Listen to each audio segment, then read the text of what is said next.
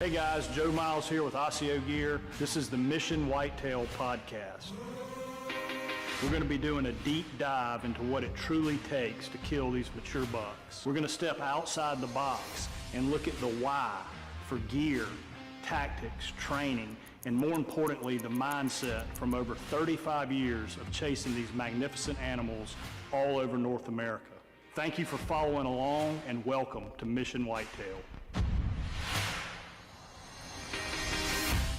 All right, boys, episode 42. Want to apologize for the delay this week. We were headed to Kentucky and decided to record the podcast in the truck on the way because we are super busy this time of year.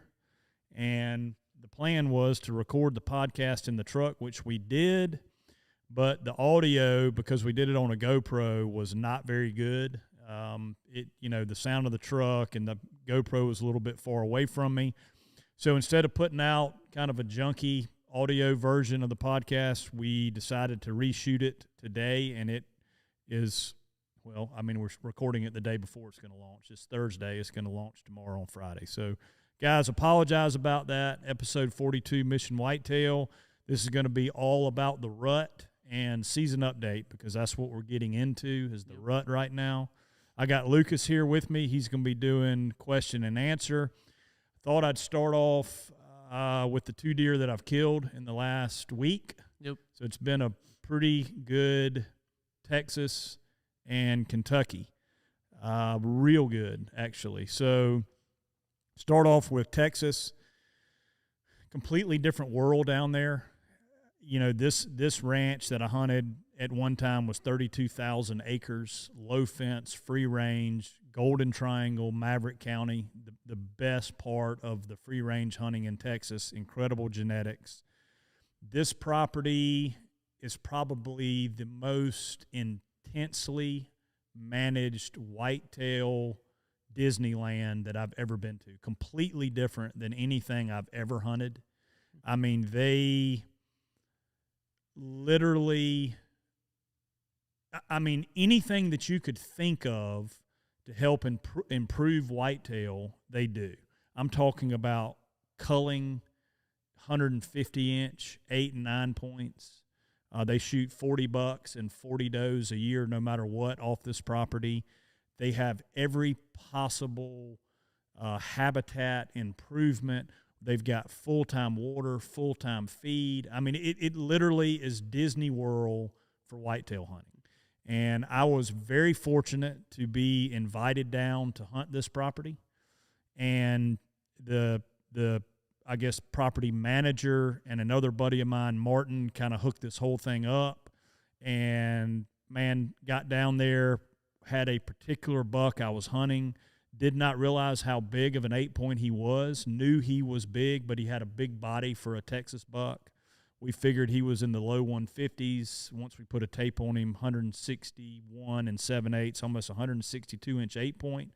Got pictures of him on my Instagram page for anybody who wants to take a look at him. So giant buck, giant 8-point, just very fortunate. And again, completely different. You know, there's so many different styles, if you will, of hunting or types of hunting.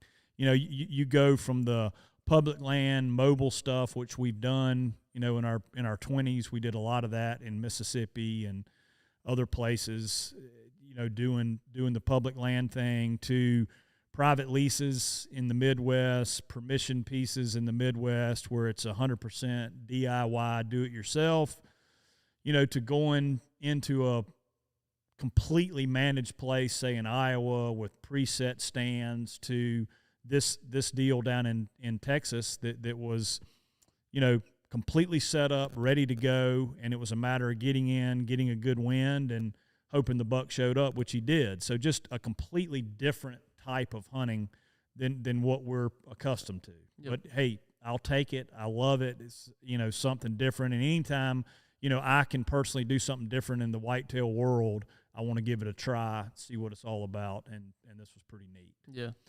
So now let's fast forward to, we get home from Texas, and the plan now is to start our Midwest rut cycle. And first stop is Kentucky. So get into the – I guess I got into the office. When we leave, Lucas? Monday? Yep. So did I make it to the office on Friday? I can't remember. But anyway, we got packed up over the weekend, and the plan was to drive to Kentucky and potentially drive on to Kansas, depending on how long we stayed in Kentucky, or fly to Kansas or drive back home, because you never really know. Yeah. You know, we've got a bunch of cameras out in Ohio, Kentucky, Kansas, and we're kind of we've got our work and everything set up so that we can be flexible and move and groove and kind of go where we need to go depending on what's hot. And we've been getting pictures of this buck in Kentucky coming through our funnel. And as a lot of you guys will remember, we had Bobby Worthington come down in March to this. It wasn't really specifically for this property. I really wanted to spend time with Bobby in hill country and big country because that's kind of his expertise. It's hunting big wood country, finding funnels, or big wood hill country, finding specific funnels. And his style is you concentrate on the pre-rut and the rut. When the temperature's right, you have your preset stands in your rut funnels, and you sit there until you kill the deer. That's kind of his philosophy. You're stacking the deck. You're not going in early and blowing things up. You're getting in when the conditions are right, and you're hunting that funnel. And we looked at some hill country and some big country and walked it, and he was not super impressed with the areas that we went and looked. And so I said, I tell you what, there's a 80-acre tract that's one heck of a funnel. Let's ride over there and look at that. And we got in there, and he was just like, Joe, and all my years of doing this might be the best funnel that I have ever witnessed. He said, as long as there's not an earthquake or some crazy zombie apocalypse, this spot is going to be good for a long, long time. And to the point that he was like, man, if you can buy this place, you ought to buy it. And I would love to, but unfortunately it's not for sale right now. But, you know, it is for quote-unquote lease. So Bobby and I kind of tightened that place up. We dropped a few trees, scrub trees to tighten up the trails, made some mock scrapes in there. We picked out the best tree for a north wind set, or really a west wind, and then an east wind. And we actually got the west wind stand set. And something I really liked about what Bobby did was his attention to detail with setting up the stand. You know, we literally ratchet strapped some saplings into that big tree. I know you saw that, Lucas, to get more cover up there, because you're in March. You know, leaves are on everything, or they're getting on everything, depending on how cold of a climate you're in. So it's going to be all green or greening up then. So it looks like you got a ton of cover. But when you're going to be hunting in October, when the leaves are off, it's bare up there. Yeah. So you got to be predicting or planning for that. So not only did we ratchet strap a bunch of saplings over to the tree, we took a bunch of twine and, you know, had like brush tied to those saplings and basically built a nest up around that tree to help with breakup. So, I mean, frankly, that buck was killed in March. You know, we put in all the work in March to get that place just dialed in, got cameras in there so we could see what was going on. Lucas and I went back in late August to do some early season scouting to see if we could get on something 1st of September in some bean fields, and we didn't see much of anything. We saw a lot of bucks, but they were very young. Mm-hmm. And we just said, you know what, with Kentucky, we're going to come back the pre-rut. You know, that's the tentative plan is what we were going to do. So we went back in there and we freshened up all the mock scrapes. We cut the camera on, repositioned the cameras, just fresh batteries, got everything good to go, and got out of there. And sure enough, middle of October, this big 10 point with an acorn point starts coming through there at night. And, you know, I hate to keep talking about Bobby, but he's got so much experience, and he's such a good hunter. You know, one of his quotes is, and I'll probably mess this up a little bit, but he says, if, you know, you see a buck once, that's chance. If you see a buck twice, that's coincidence. But if you see him a third time, meaning all through the same area, that's a pattern. Yep. And not only did this buck come through there 3 times, it was probably 5 or 6 times the last 2 weeks of October. So I felt really good about that deer coming through there. Actually got a couple daylight pictures of him. And we're watching the weather and get home from Texas, and we see that it's going to be raining basically all day Saturday, or it starts Saturday afternoon, rains there all day Sunday, rains half a day Monday, and then breaks Monday afternoon, and then the temperatures plummet for Tuesday, Wednesday, Thursday. Then it starts to kind of heat back up Friday. So the plan was to get there when the rain broke, be in the stand Monday afternoon, and then hunt. We were planning on possibly, depending on what the deer movement was, sitting all day Wednesday, Thursday, and Friday morning, and then coming back Friday or Saturday, and then heading to Kansas Sunday or Monday. That was the tentative plan. And we get there, and I guess there was a little bit, not a little bit, there was a learning curve or a mistake that we made, and that was defining the access. There's a river on this property where the big bluff is, and it was dry when we got there in September. And I thought, man, we will just throw on some hip boots, knee boots, or waders and wade up that river and get into the stand. We had talked about taking a boat, but the place we would have to put the boat in is where I thought this buck was bedding, and I didn't want to go in there and blow him out because he was on a pretty good afternoon pattern coming through the funnel.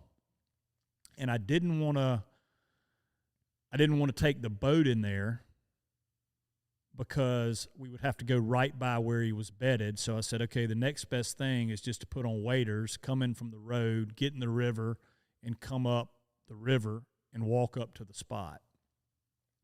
But I hadn't done that. I hadn't even done the boat trip. So the moral of that story is, when you think you have your access, actually do the access. Yep. Don't just look at it on a map or look at it from a distance, because until you get boots on the ground and actually figure it out, you don't have the access. Yeah. And that was an oversight on my part. You know, you make mistakes and you learn from it. That'll never happen again. Yeah. You know, I know now again to verify access, especially in not treacherous, but in hill country or in terrain that's hard to navigate. Flat ground's a little bit easier. Yeah, you might have to go through a briar bed or something like that. But what we found is when we got down in that river, the water was way too deep. Yeah. It had rained for 3 days and was too high. The current was too swift, so there was no way to get in there from that side. So we backed out and had to come in from the top, which was absolutely not ideal. Yeah. But that's the only way we had to get in there. So we figured it out. We got in there. Get in there the first afternoon. Go in there, get set up. I carried in a camera stand, climb up, got the camera stand set. Lucas got up in the tree, sat down, kind of cooling off, start looking at pictures. And at 2:38, we had a daylight picture of that buck. We were standing at the base of the tree at 3 o'clock. So first thing through my mind, I try not to be a negative Nelly, but first thing through my mind is we blew him out of here. You know, we didn't have the access right. Huge mistake. We came in from the top. We blew him out of here. So I'm out of sorts, man. I'm not happy. Lucas is trying to calm me down. Yeah. He's not doing a very good job of it. So, you know, I'm just completely out of sorts, and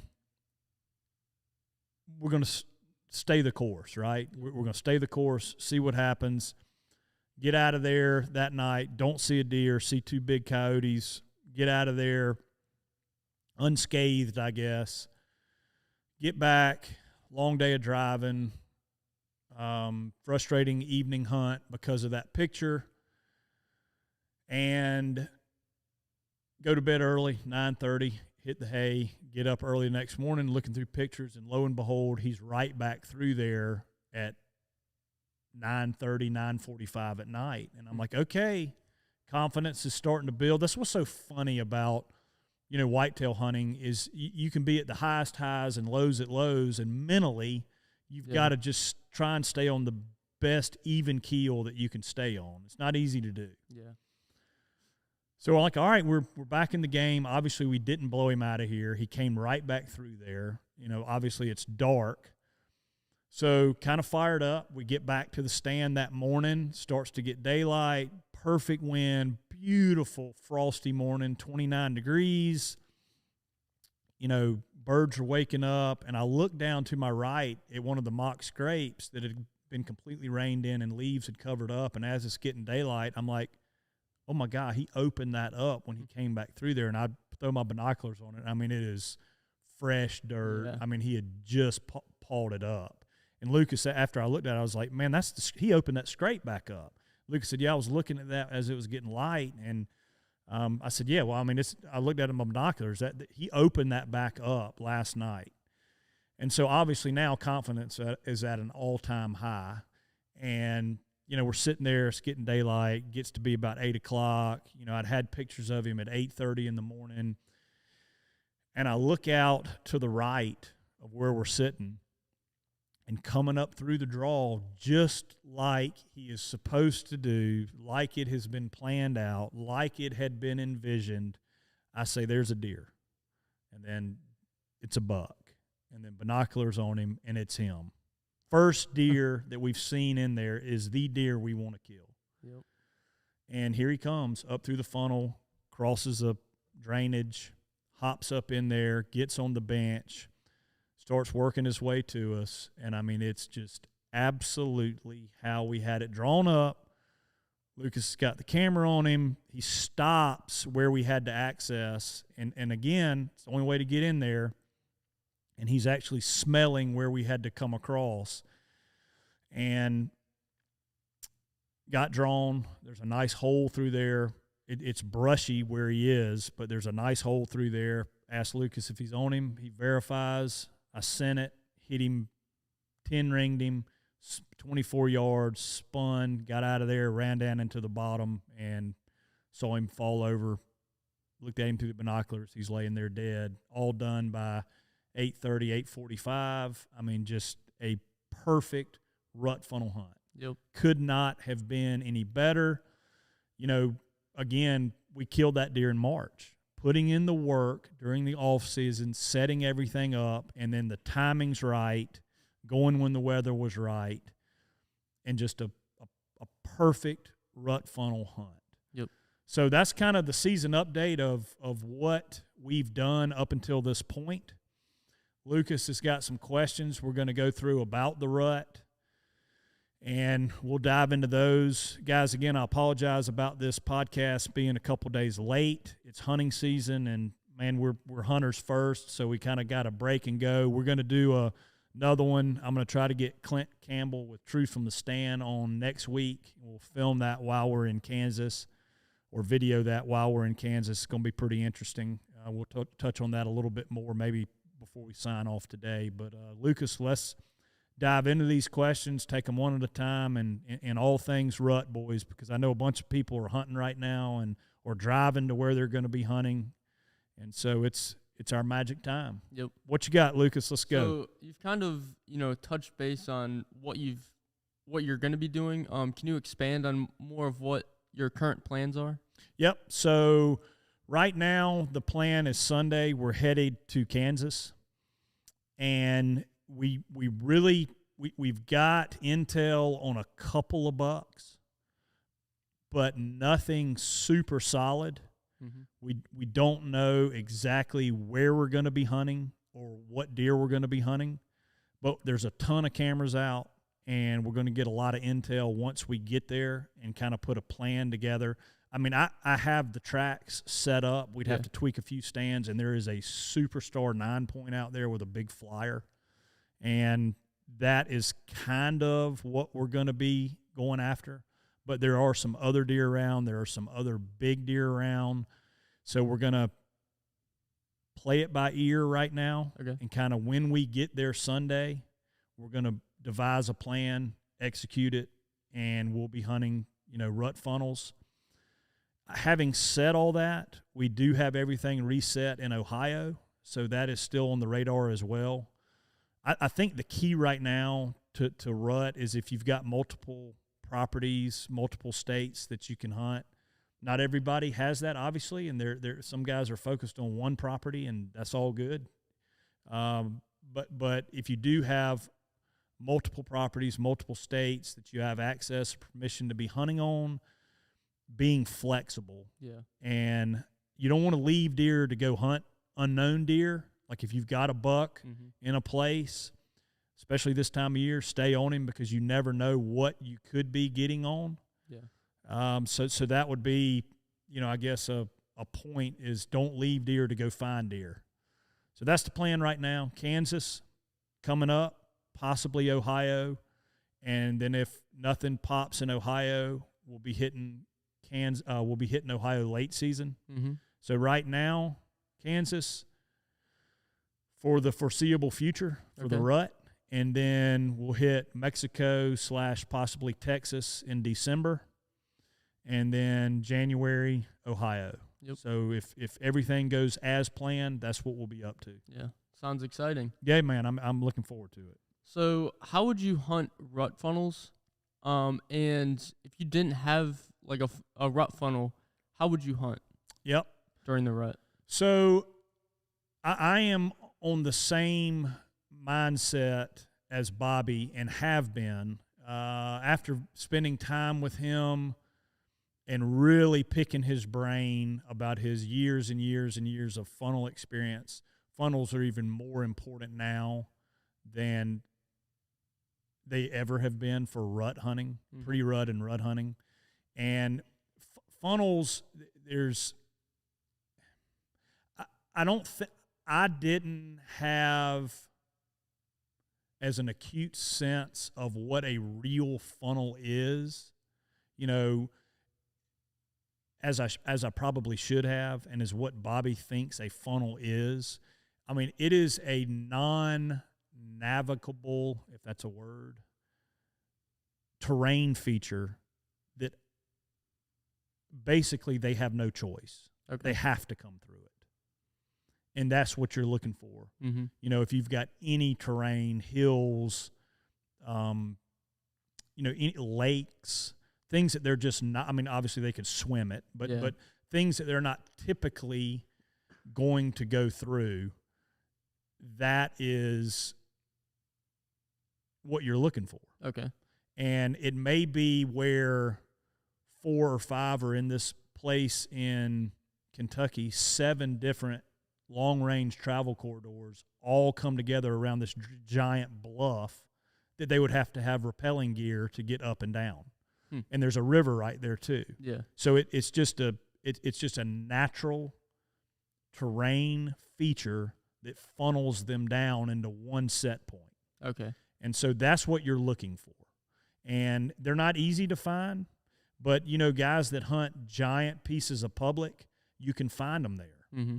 And the point is, where you can, is to have stands hung. I mentioned this on Mission Whitetail season update the other day, is to have preset stands on either side of the funnel. So everything's set and done. Have your access, let me repeat that. Have your access dialed in, figured out, and actually you've experienced it and done it. Yep. You've actually walked it. This is how I'm going to get from the base of the stand out. This is how I'm going to get out in. And then everything is set and ready. And then when you get that temperature drop, and what we mean by temperature drop is anything 5 degrees or cooler than the average temperature end of October, into that first week of November and onward, that's when you want to be in that funnel. And you want to hunt it as much as you can, as often as you can, be persistent. Yep. That's the key. Is it may not have a whole lot of sign in the funnel. I mean, in the absolute perfect world, is you'd have scrapes on either end or maybe even inside the funnel, old historic rubs. I mean, that's a perfect world funnel that you can just camp out in for pre-rut, rut, and eventually a good buck's going to come through there in daylight. Mm-hmm. So that is how I hunt a funnel. Okay. Sit there, sit there, sit there, sit there, sit there. All right, your second part of your question was, what if you don't have huge terrain features and you're in flat ground like we are here in the swamps in South Carolina, for example? You can have, I call them almost macro funnels, and it's where you back out on your map. Okay. For example, I have 2 funnels, in what I call funnels, but Bobby would laugh at them, but it's because they're on such flat ground with no terrain features whatsoever. Mm-hmm. So from a macro perspective, looking at the map, I look at like these food plots that get a lot of pressure. You know, a lot of guys go in and hunt these food plots. Mm-hmm. So that's funneling the mature deer around these food plots. And then there'll be maybe some white oaks in an area. There'll be a river oxbow in an area. Okay. There'll be, like this one has got a fenced-in duck pond around it where nothing can jump in the duck pond because they save the food in the duck pond for the ducks. So I look at that from a macro perspective, from a high level, and I look and I go, okay, you got this food plot, this heavily hunted, you got this fenced-in duck pond, you got an oxbow of the lake, and when you look at it, it starts to funnel the movement through there. Okay. And then what you can do is go into the tightest point of that, like on this one spot, it's a food plot in this fence, and it's probably 150 yards across, which is too far for a bow hunt. Yeah.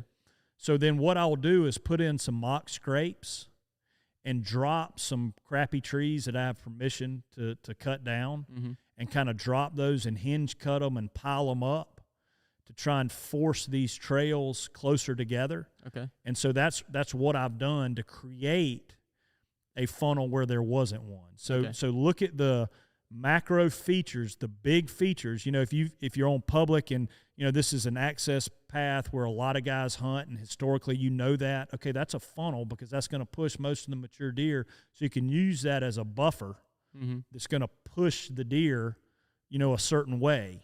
And so that's increased your odds because you know the deer are going to be pushed around that area. Yeah. And then if you can do a few other things, like there's a river there or a big lake or a big highway or something that they're not going to want to cross, they might.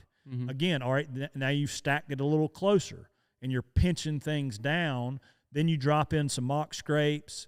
If you can pile up brush, or you can do some other things, you know, you can drop a few trees. Yeah. But you do all that, and then all of a sudden you've created almost this man-made funnel that's going to stack the deck and force the travel the way they're going to have to move through there. Yep. So you start out with this big area that's already funneled down, but then you just make it so it's more tighter and stuff like that. Tighter. Yeah, you tighten it down, and those mock scrapes can really help, man. Yeah. They really help. You know, you can also, where it's legal, put mineral out so that they're eating on that mineral during the spring, early summer. Yep. And they create those trails, you know, to and from that mineral. Now, they're not going to be hitting it during the October and November time, but those trails are already established in there. When those bucks come through there, they'll use those trails.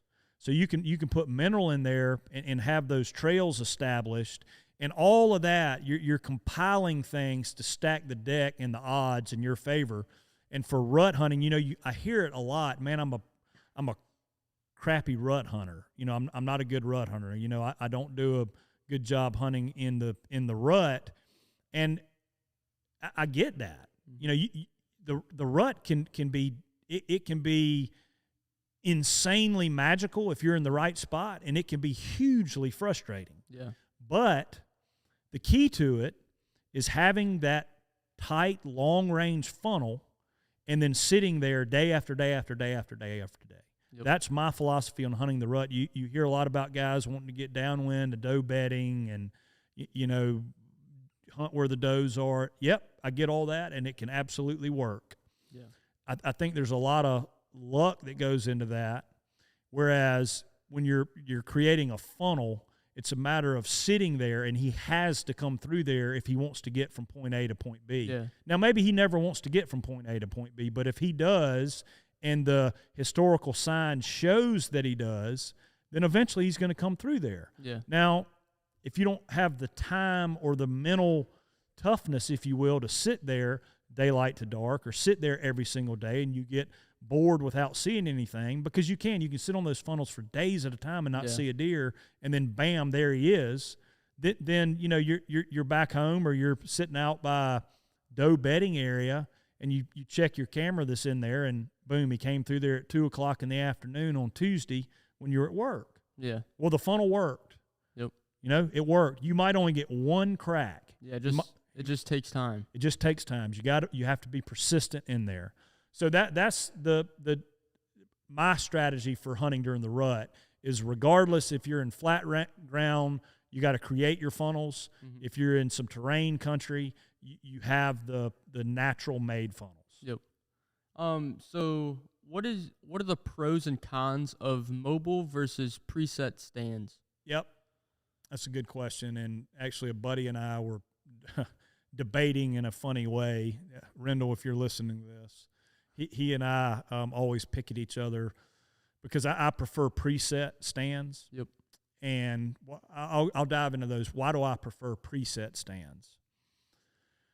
Because I don't care what guys say. When you go in to mobily hang a stand, you're going to get sweaty and you're going to make noise. Yep.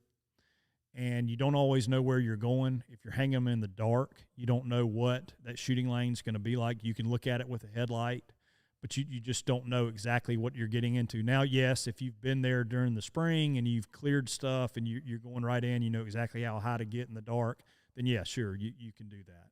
So I think from a noise and scent perspective, you're better off with a preset stand. Mm-hmm. And it's also a good mind trick. A lot of times you can talk yourself out of even going hunting when you got to go in mobile when it's 8 degrees out. Man, I got to go hang this stand.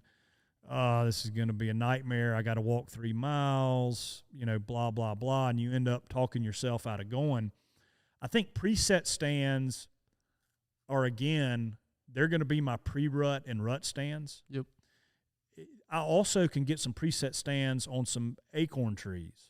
And when I say preset, this isn't something that is going to be 3 years sitting there, right? Mm-hmm. This is going to be something that I'm going to go put in the summer. Yep. And then I'm going to pull out after season. Mm-hmm. So it's not preset in there for 2 and 3 years at a time. I'm going to put those on known feed trees. I'm going to put those in rut funnels, and that's going to be my preset stuff. Yeah. Now, I'm not anti-mobile. I think mobile has a huge advantage in certain situations. For example, early season, bean fields. Mm-hmm. I'm glassing these bean fields or food plots like what we have down here in the swamp. We've got food plots, we've got feed, we've got all that. And so I've got my cameras on all these different areas. And when I get a deer to pop on camera on feed in daylight one afternoon, mm-hmm. that very next day, in the middle of the day, I go in there and hang the stand, go back to my office, shower, and then I slip in that afternoon and hunt. So that's kind of a preset / mobile. Yep. But it's 98 degrees in August and September here. So to go in the afternoon, like at 2 or 3 o'clock, and get something hung, you're going to be making a lot of racket, Yep. and you're going to be sweating your butt off. Yeah. So that's kind of a quasi mobile / preset stand. Mm-hmm.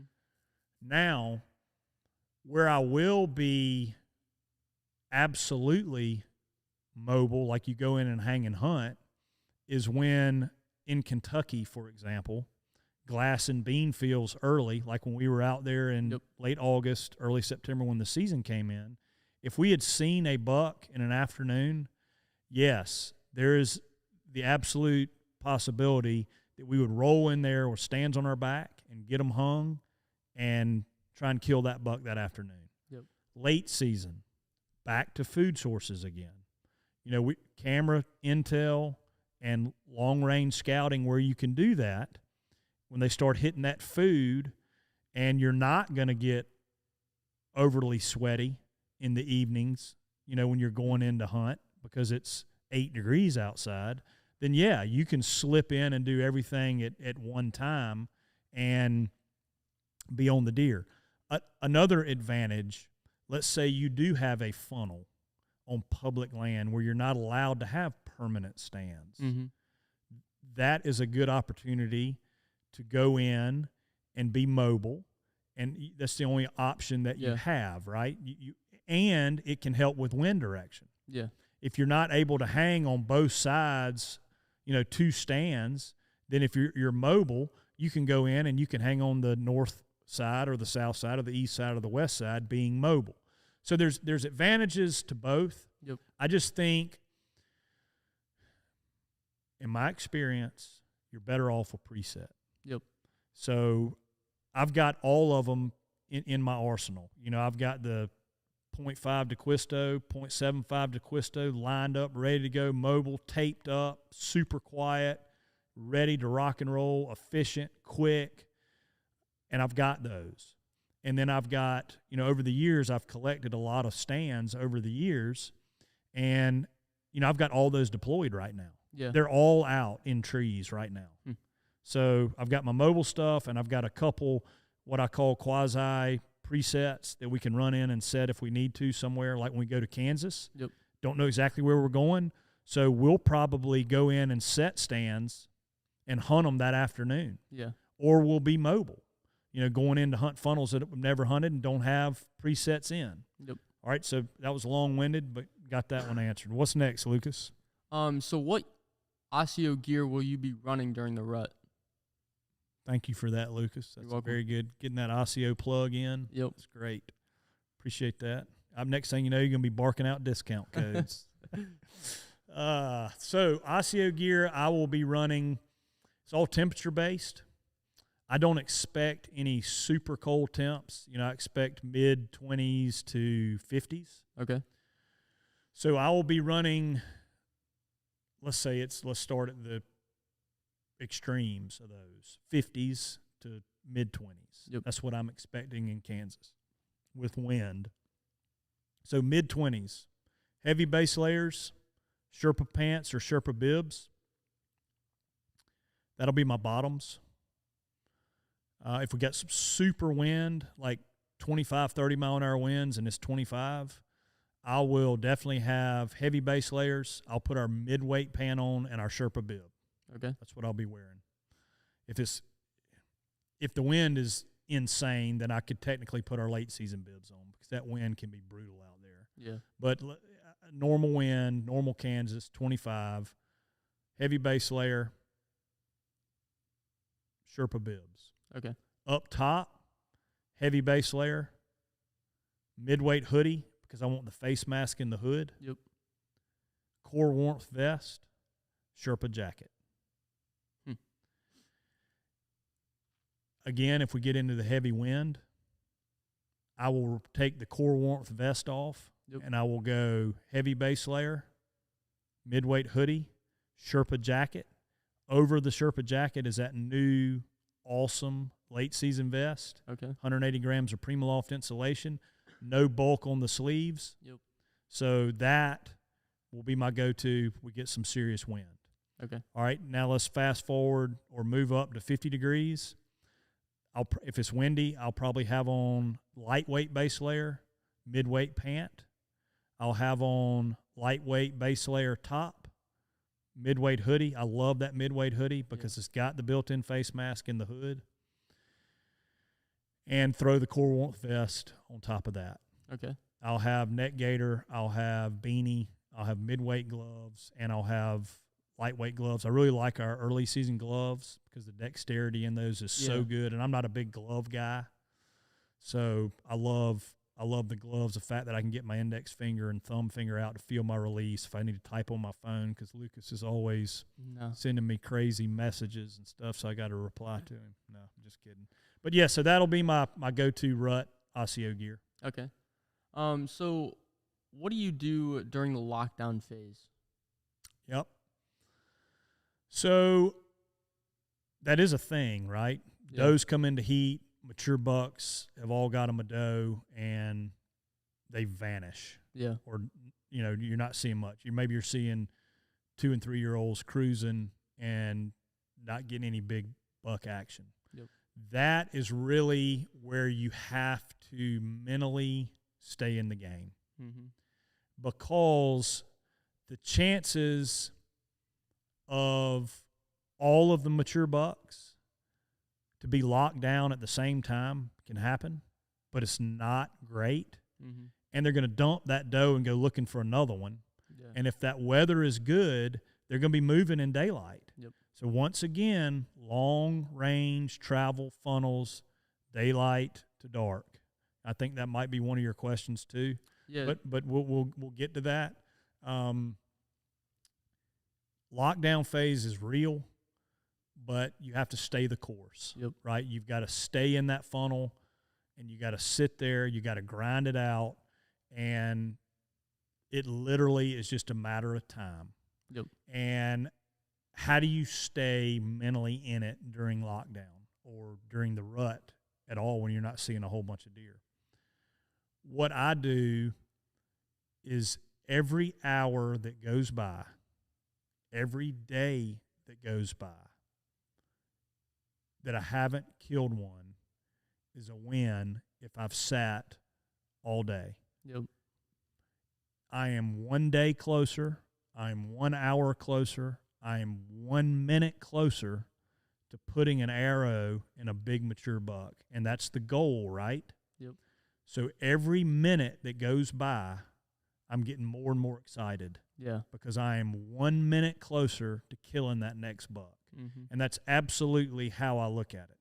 When I hunted the tracks buck, I hunted 7 days, daylight to dark. I was a little Debbie eating Christmas cake, oatmeal pie, double-decker eating fat boy. Yeah. I had a thermos of hot chocolate. I had Little Debbie's. I just fatted out, and I sat from daylight to dark. There were multiple days where I saw more coyotes than deer. I would see 1 or 2 coyotes and not one single deer. And that's really when I came up with this, that I'm 1 day closer. Yep. I'm 1 minute closer. So it can be hugely frustrating. And you start thinking about, man, I need to be with the family. Man, I got this going on at work. God, I could be so much more efficient. Man, I need to move. I need to change locations. Yeah. Stay the course. Yep. Stay the course. You've got your plan developed. Stay with your plan. After the rut's over, if you need to tweak it or change it, do it. Yep. They talk about insanity, doing the same thing over and over again and expecting different results. Rut funnels, you need to be insane. Yeah. Grind it out. Yep. So that's my thing on lockdown. You hear guys talk about find those out-of-the-way spots during the rut, those little brush pockets behind barns and things like that, where an old buck will get a doe and push her in there, breed her for a day or two, and then go look for another one. Yep. Yeah, that can happen, but man, that's a gamble. Yeah, that's but guys do that, and guys are successful doing it. Yeah. Personally, I'd rather be in that funnel. Yep. So when would you start hunting all day during the rut?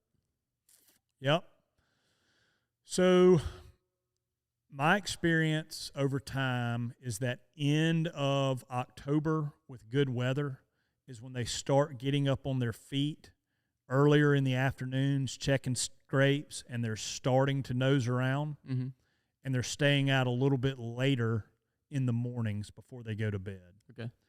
So that end of October, 1st of November, say up until the 3rd, 4th, 5th of November, I'm going to extend my hours, and maybe it's a daylight to 11:30. Okay. And then a 1:30 to dark. But I'm not going to burn myself out then unless something tells me I need to. Obviously, if you are an animal, you can sit all day. Yeah. You don't want to burn yourself out until it's time to burn yourself out. And so until around like the 5th or 6th, depending, again, nothing is a absolute in hunting, but until around that 5th or 6th, I think the best days are the 7th and 8th of the rut. That's when those first does come in normally in the Midwest. Yep. And they really start cruising, chasing, coming through those funnels. That's when I start sitting all day. And from then until Thanksgiving, if you can do it and have to do it, those are all day sits. Yep. So ease into it. If you're an animal, you're a machine. The weather's awesome. It's a lot colder than normal. You're getting tons of, that's the thing about cameras, man. They just changed the game. If you're getting cameras and funnels that are popping at 11 o'clock in the morning, with mature deer coming through there, then yeah, you got to get in and grind and sit all day. But, just be strategic about it. Let your cameras tell you a lot about what's going on. Let Intel tell you. I mean, if I'm sitting there and I'm planning on getting down at 11 and a 5-year-old 8-point comes bebopping through there at 10:50, man, that's going to be an all-day sit. I'm just going to hold tight. Yep. So, yeah, that's the best way to answer that. So does, if it warms up during the rut, does that affect the rut? I've argued with some biologists about this in the past. The biologists say the weather has nothing to do with the rut. They're still going to get their breeding done. That may be true, but guess what? If it gets unseasonably hot, they're going to be doing all that at night. Yeah. So the rut has been affected. Yep. Whereas they may have been breeding in throughout 24 hours, all day long. Now it's condensed to a 10 or 11-hour window, and it absolutely affects the rut for me as a hunter. Yeah. So that is a time that I will pull out of a funnel. If it gets unseasonably warm, like if we get to Kansas and it's 68, 70 degrees, in the afternoons, we're going to pull out of there after about 10 or 11 o'clock in the morning. Yeah. Again, we're going to have intel. If we do get intel that says no, there's still deer moving through there, then we'll stay. Yep. But hot weather absolutely affects the rut, and it shuts down a lot of daylight movement. So if that happens, put 1 and 1 together, get 2, and you don't have to kill yourself then. Hunt those mornings up until it starts warming up, then pull out. If your brain's been killing you about spending time with the family, do something in the afternoon with the family, get some work done, then dive back in there. Again, if you're an animal and your chances go way up when you're in a rut funnel during the rut, regardless of weather, because there is a chance. It's not a good chance, but there's a chance he'll come through there. I think, 2 or 3 years ago, I'll have to ask Adam, but he killed a 200 on like a 75-degree day in the afternoon. I don't know that he was hunting a funnel, but he did. I think he was. He was on a creek. I'll have to ask him about that. But he killed his last 200, 72 or 75 degrees, 4 o'clock in the afternoon in November. Huh. So I don't think he was hunting all day. I think he had gone in there to hunt. I need to ask him about that. We'll get back to everybody on that. But, again, if you're an animal, you're a machine, rut, sit all day, but the weather, absolutely hot weather affects the rut. Yep. It suppresses movement to the night and early in the mornings. So going on, the weather and stuff like that, do you believe in weather apps 100%? Do you think they're true? I think it's a tool that you can look at and plan, but you got to verify. Yep. I did a thing on this the other day on Mission Whitetail season update that we do on the Mission Whitetail Instagram, Facebook pages. I went down to the swamp, northeast wind. It's what all 3 weather apps. It was Storm Radar, Weather Underground, and Weather.com. All 3 of those apps, those are the apps that I use to get my weather from. Yep. All 3 of them had northeast wind. I get to the swamp. Every one of them showed a southwest wind. Like at the time, you have at the time what it's doing right now. But the forecast had all been northeast, and at time it was southwest. And sure enough, I get down there and it's a southwest wind. So did I go home and cry? No. I had a funnel set up because the rut's going on in South Carolina. Yep. It was then. It is now. And I had a stand on both sides of the funnel. So I just went to the other side. Yep.